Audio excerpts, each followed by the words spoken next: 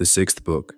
1. The matter itself of which the universe doth consist is of itself very tractable and pliable. That rational essence that doth govern it hath in itself no cause to do evil. It hath no evil in itself, neither can it do anything that is evil, neither can anything be hurt by it, and all things are done and determined according to its will and prescript. 2. Be it all one unto thee, whether half frozen or well warm, whether only slumbering or after a full sleep, whether discommended or commended thou do thy duty, or whether dying or doing somewhat else, for that also to die must among the rest be reckoned as one of the duties and actions of our lives. 3. Look in, let not either the proper quality or the true worth of anything pass thee, before thou hast fully apprehended it. 4. All substances come soon to their change, and either they shall be resolved by way of exhalation, if so be that all things shall be reunited into one substance, or as others maintain, they shall be scattered and dispersed. As for that rational essence by which all things are governed, as it best understandeth itself, both its own disposition, and what it doth, and what matter it hath to do with, and accordingly doth all things. So we that do not, no wonder, if we wonder at many things, the reasons whereof we cannot comprehend. 5. The best kind of revenge is, not to become like unto them. 6. Let this be thy only joy and thy only comfort, from one sociable kind action without intermission to pass unto another, God being ever in thy mind. 7. The rational commanding part, as it alone can stir up and turn itself, so it maketh both itself to be, and everything that happeneth to appear unto itself, as it will itself. 8.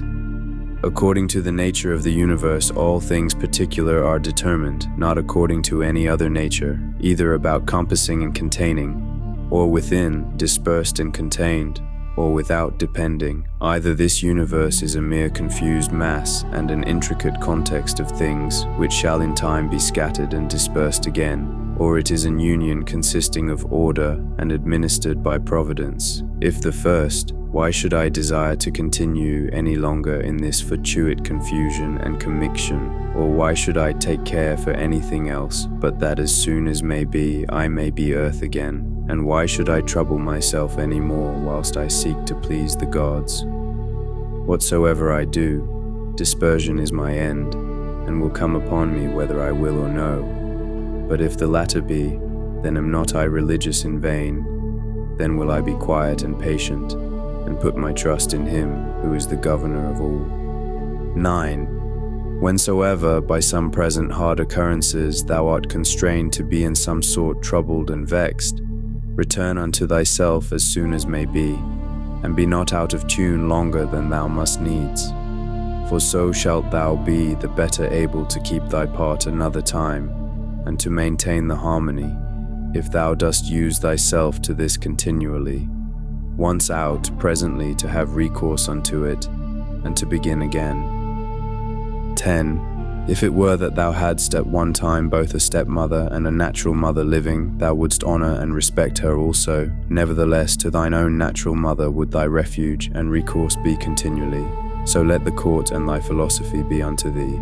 Have recourse unto it often, and comfort thyself in her, by whom it is that those other things are made tolerable unto thee, and thou also in those things not intolerable unto others.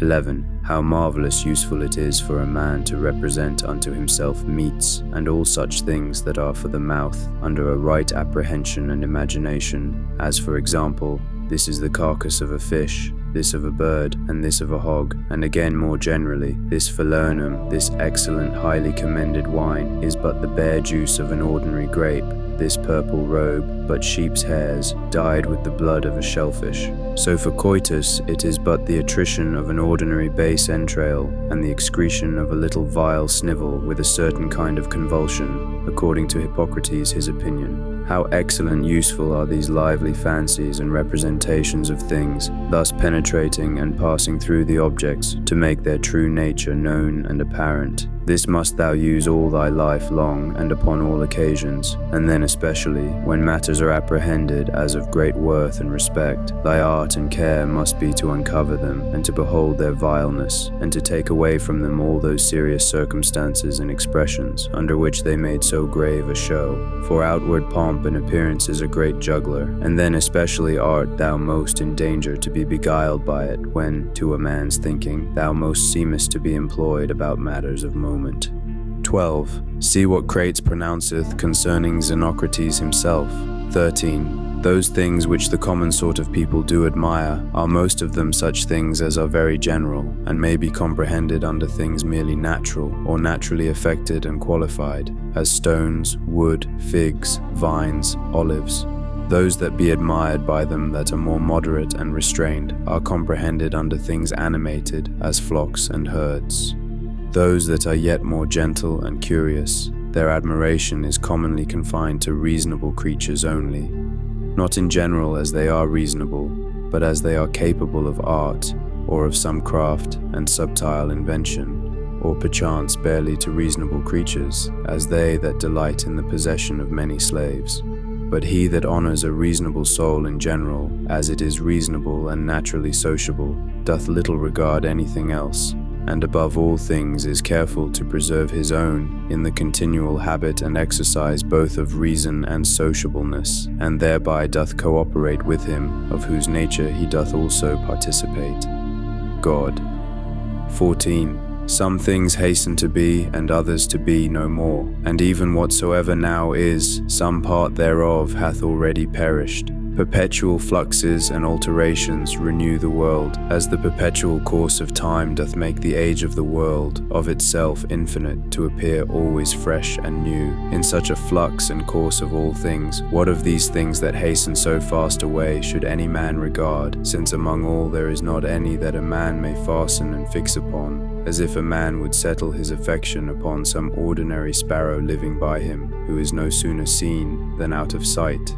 For we must not think otherwise of our lives than as a mere exhalation of blood, or of an ordinary respiration of air. For what in our common apprehension is, to breathe in the air and to breathe it out again, which we do daily, so much is it and no more, at once to breathe out all thy respirative faculty into that common air from whence but lately, as being but from yesterday and today, thou didst first breathe it in, and with it, life. 15. Not vegetative spiration it is not surely, which plants have, that in this life should be so dear unto us, nor sensitive respiration, the proper life of beasts, both tame and wild, nor this our imaginative faculty, nor that we are subject to be led and carried up and down by the strength of our sensual appetites, or that we can gather and live together, or that we can feed, for that in effect is no better than that we can void the excrements of our food. What is it then that should be dear unto us? To hear a clattering noise. If not that, then neither to be applauded by the tongues of men. For the praises of many tongues is in effect no better than the clattering of so many tongues. If then neither applause, what is there remaining that should be dear unto thee? This I think, that in all thy motions and actions thou be moved, and restrained according to thine own true natural constitution and construction only, and to this even ordinary arts and professions do lead us. For it is that which every art doth aim at, that whatsoever it is that is by art effected and prepared, may be fit for that work that it is prepared for.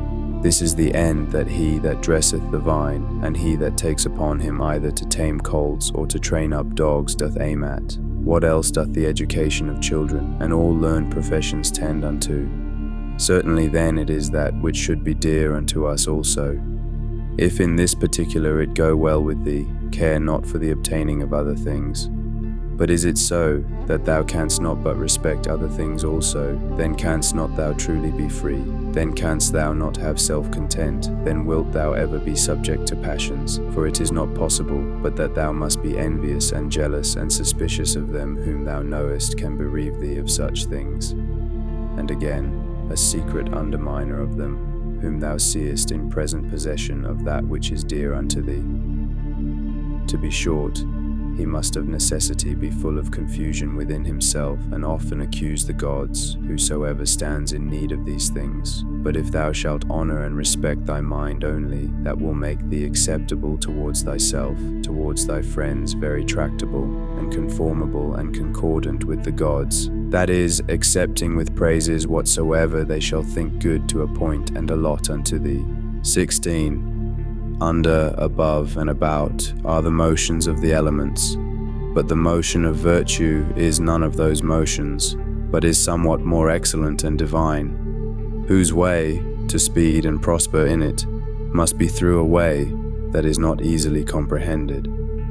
17. Who can choose but wonder at them? They will not speak well of them that are at the same time with them, and live with them, yet they themselves are very ambitious, that they that shall follow, whom they have never seen, nor shall ever see, should speak well of them, as if a man should grieve that he hath not been commended by them that lived before him. 18.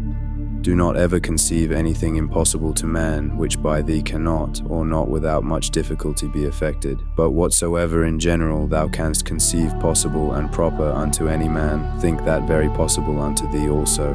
19. Suppose that at the palæstra somebody hath all to torn thee with his nails, and hath broken thy head. Well, thou art wounded, yet thou dost not exclaim, thou art not offended with him. Thou dost not suspect him for it afterwards, as one that watcheth to do thee a mischief. Yea, even then, though thou dost thy best to save thyself from him, yet not from him as an enemy. It is not by way of any suspicious indignation, but by way of gentle and friendly declination. Keep the same mind and disposition in other parts of thy life also. For many things there be, which we must conceit and apprehend, as though we had had to do with an antagonist at the palæstra. For as I said, it is very possible for us to avoid and decline, though we neither suspect nor hate. 20. If anybody shall reprove me, and shall make it apparent unto me, that in any either opinion or action of mine I do err, I will most gladly retract. For it is the truth that I seek after, by which I am sure that never any man was hurt, and as sure that he is hurt that continueth in any error or ignorance whatsoever. 21. I for my part will do what belongs unto me. As for other things, whether things unsensible or things irrational, or if rational, yet deceived and ignorant of the true way, they shall not trouble or distract me. For as for those creatures which are not endued with reason, and all other things and matters of the world whatsoever, I freely and generously, as one endued with reason, of things that have none, make use of them. And as for men, towards them as naturally partakers of the same reason, my care is to carry myself sociably. But whatsoever it is that thou art about, remember to call upon the gods. And as for the time, how long thou shalt live to do these things, let it be altogether indifferent unto thee, for even 3 such hours are sufficient. 22. Alexander of Macedon, and he that dressed his mules, when once dead, both came to one. For either they were both resumed into those original rational essences from whence all things in the world are propagated, or both after one fashion were scattered into atoms. 23. Consider how many different things, whether they concern our bodies or our souls, in a moment of time come to pass in every one of us, and so thou wilt not wonder if many more things, or rather all things that are done, can at one time subsist and coexist in that both one and general which we call the world. 24. If any should put this question unto thee, how this word Antoninus is written, wouldst thou not presently fix thine intention upon it, and utter out in order every letter of it? And if any shall begin to gainsay thee, and quarrel with thee about it, wilt thou quarrel with him again, or rather go on meekly as thou hast begun, until thou hast numbered out every letter? Here then likewise remember that every duty that belongs unto a man doth consist of some certain letters or numbers as it were, to which without any noise or tumult keeping thyself, thou must orderly proceed to thy proposed end, forbearing to quarrel with him that would quarrel and fall out with thee. 25. Is it not a cruel thing to forbid men to affect those things which they conceive to agree best with their own natures, and to tend most to their own proper good and behoof? But thou after a sort deniest them this liberty, as often as thou art angry with them for their sins. For surely they are led unto those sins whatsoever they be, as to their proper good and commodity. But it is not so, thou wilt object perchance. Thou therefore teach them better, and make it appear unto them, but be not thou angry with them. 26. Death is a cessation from the impression of the senses, the tyranny of the passions, the errors of the mind, and the servitude of the body. 27. If in this kind of life thy body be able to hold out, it is a shame that thy soul should faint first, and give over. Take heed, lest of a philosopher thou become a mere Caesar in time, and receive a new tincture from the court. For it may happen if thou dost not take heed. Keep thyself therefore truly simple, good, sincere, grave, free from all ostentation, a lover of that which is just, religious, kind, tender-hearted, strong, and vigorous to undergo anything that becomes thee. Endeavor to continue such, as philosophy, hadst thou wholly and constantly applied thyself unto it, would have made and secured thee. Worship the gods, procure the welfare of men. This life is short. Charitable actions and a holy disposition is the only fruit of this earthly life.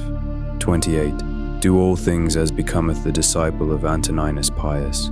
Remember his resolute constancy in things that were done by him according to reason, his equability in all things, his sanctity, the cheerfulness of his countenance, his sweetness, and how free he was from all vainglory, how careful to come to the true and exact knowledge of matters in hand, and how he would by no means give over till he did fully and plainly understand the whole state of the business, and how patiently and without any contestation he would bear with them that did unjustly condemn him, how he would never be over hasty in anything, nor give ear to slanders and false accusations, but examine and observe with best diligence the several actions and dispositions of men. Again, how he was no backbiter, nor easily frightened nor suspicious, and in his language free from all affectation and curiosity, and how easily he would content himself with few things, as lodging, bedding, clothing, and ordinary nourishment and attendance, how able to endure labor,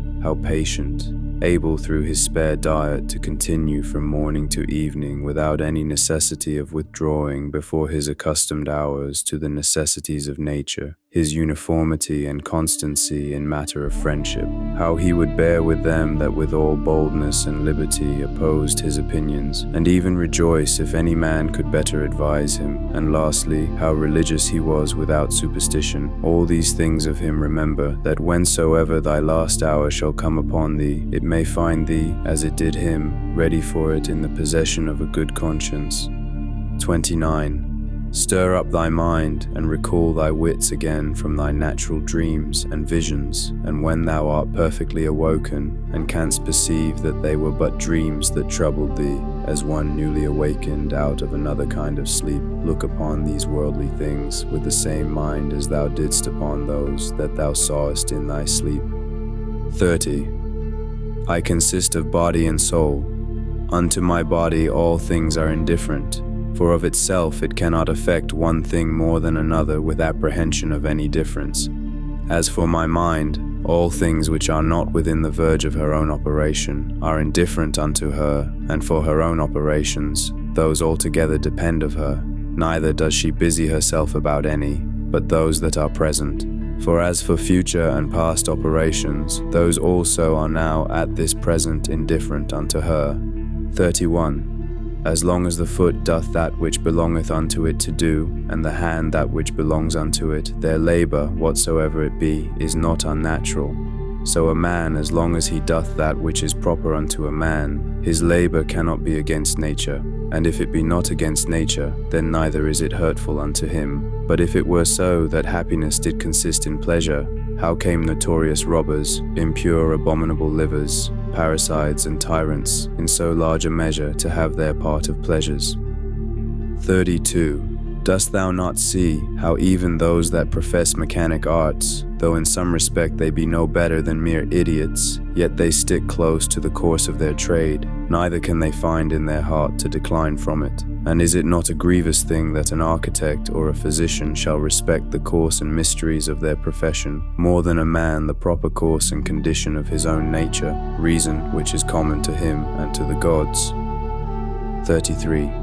Asia, Europe, what are they but as corners of the whole world, of which the whole sea is but as one drop, and the great Mount Athos but as a clod, as all present time is but as one point of eternity, all petty things, all things that are soon altered, soon perished, and all things come from one beginning, either all severally and particularly deliberated and resolved upon by the general ruler and governor of all, or all by necessary consequence, so that the dreadful hiatus of a gaping lion, and all poison, and all hurtful things, are but, as the thorn and the mire, the necessary consequences of goodly fair things. Think not of these therefore as things contrary to those which thou dost much honor and respect, but consider in thy mind the true fountain of all. 34. He that seeth the things that are now hath seen all that either was ever or ever shall be, for all things are of one kind, and all like one unto another. Meditate often upon the connection of all things in the world, and upon the mutual relation that they have one unto another. For all things are after a sort folded and involved one within another, and by these means all agree well together. For one thing is consequent unto another, by local motion, by natural conspiration and agreement, and by substantial union, or reduction of all substances into one. 35. Fit and accommodate thyself to that estate and to those occurrences, which by the destinies have been annexed unto thee, and love those men whom thy fate it is to live with, but love them truly. An instrument, a tool, an utensil, whatsoever it be, if it be fit for the purpose it was made for, it is as it should be, though he perchance that made and fitted it be out of sight and gone. But in things natural, that power which hath framed and fitted them is and abideth within them still, for which reason she ought also the more to be respected, and we are the more obliged, if we may live and pass our time according to her purpose and intention, to think that all is well with us, and according to our own minds. After this manner also, and in this respect it is, that he that is all in all doth enjoy his happiness. 36. What things soever are not within the proper power and jurisdiction of thine own, will either to compass or avoid, if thou shalt propose unto thyself any of those things as either good or evil. It must needs be that according as thou shalt either fall into that which thou dost think evil, or miss of that which thou dost think good, so wilt thou be ready both to complain of the gods, and to hate those men, who either shall be so indeed, or shall by thee be suspected as the cause either of thy missing of the one, or falling into the other. And indeed we must needs commit many evils, if we incline to any of these things more or less, with an opinion of any difference. But if we mind and fancy those things only, as good and bad, which wholly depend of our own wills, there is no more occasion why we should either murmur against the gods, or be at enmity with any man. 37. We all work to one effect, some willingly, and with a rational apprehension of what we do, others without any such knowledge.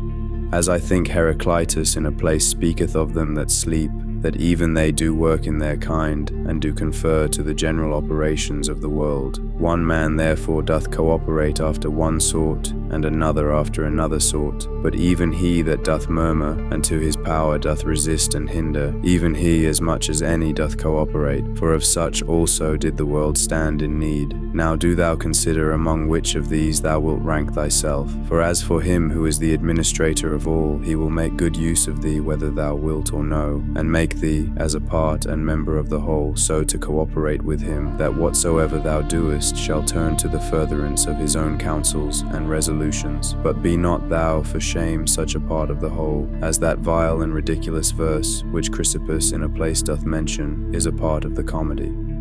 38. Doth either the sun take upon him to do that which belongs to the rain, or his son Aesculapius that which unto the earth doth properly belong? How is it with every one of the stars in particular? Though they all differ one from another, and have their several charges and functions by themselves, do they not all nevertheless concur and cooperate to one end?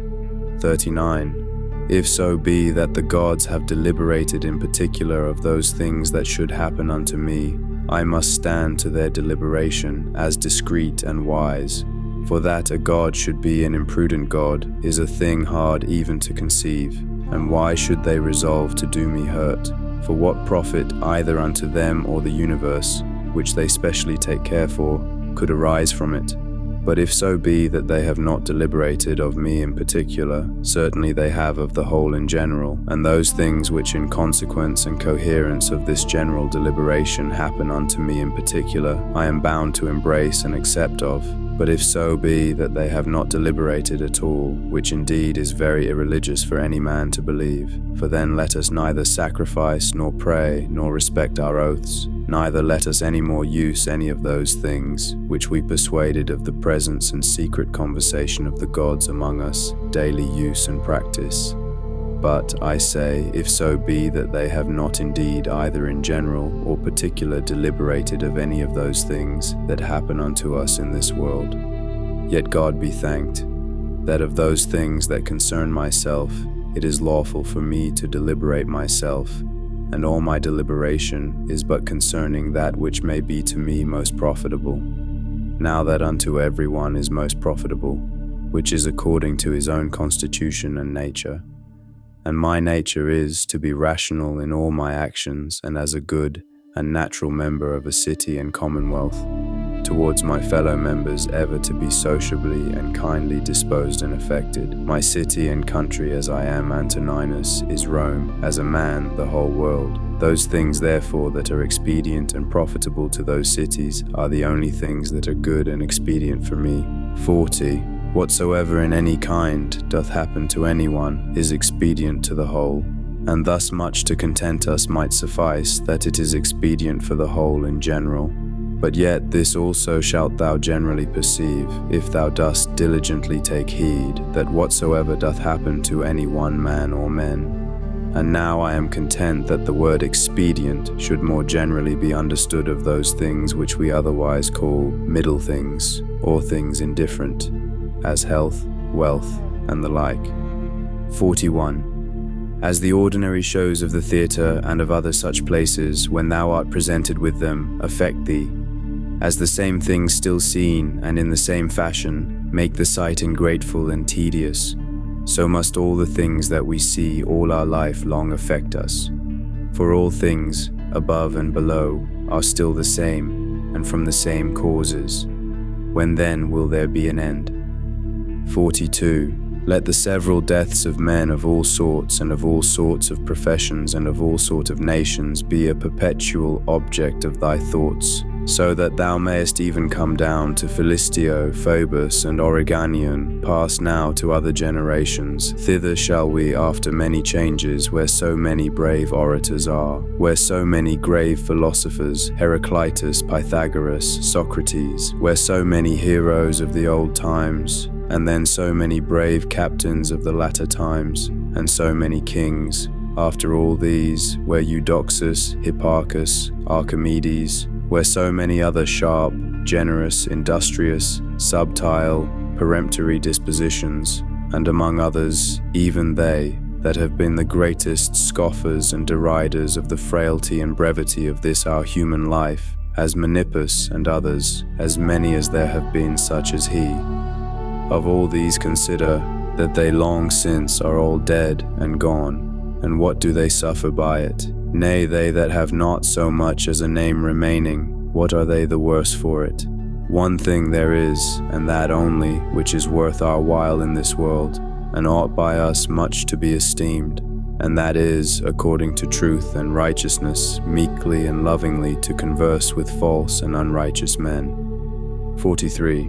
When thou wilt comfort and cheer thyself, call to mind the several gifts and virtues of them, whom thou dost daily converse with, as for example, the industry of the one, the modesty of another, the liberality of a third, of another some other thing. For nothing can so much rejoice thee as the resemblances and parallels of several virtues, visible and eminent in the dispositions of those who live with thee, especially when, all at once, as near as may be, they represent themselves unto thee, and therefore thou must have them always in a readiness. 44.